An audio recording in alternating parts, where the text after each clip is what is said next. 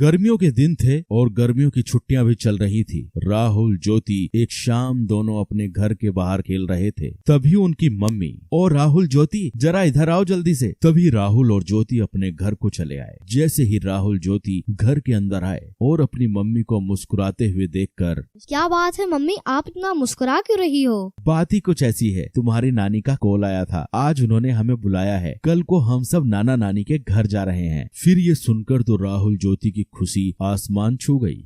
चलो पैकिंग शुरू कर देते हैं, नाना नानी के गांव चलते हैं और एंजॉय करते हैं।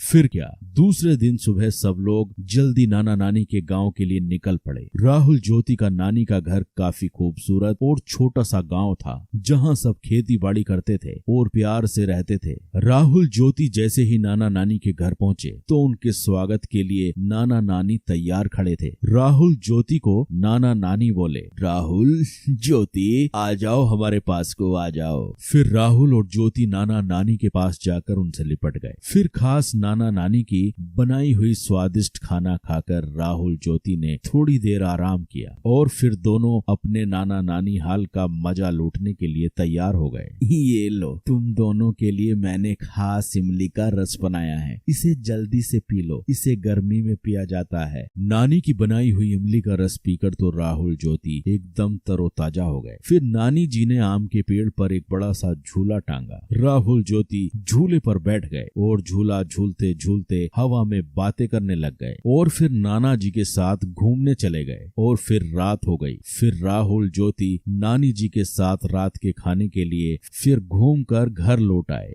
नानी जी, मैं आपके हाथों से खाऊंगा। नानी मुझे भी खिलाओ ना। ये सुनकर नानी जी हंसने लगी। ठीक है, मैं तुम दोनों को अपने हाथों से खिलाती हूँ। फिर क्या, राहुल ज्योति ने नानी के हाथ से पेट भरकर खाना खाया और खाना खाने के बाद सब लोग सोने की तैयारी करने लगे और फिर राहुल ज्योति को गर्मी महसूस होने लगी। नानी जी, घर के अंदर कितनी गर्मी महसूस हो रही है, पंखा भी गर्म हवा फेंक रहा है, आपके घर में एसी भी नहीं है। हमें तो एसी की आदत है, अब तो हमें रात भर नींद नहीं आएगी। यह सुनकर नाना नानी के साथ सब लोग हंसने लगे। यह देखकर राहुल और ज्योति ज्यादा कंफ्यूज हो गए।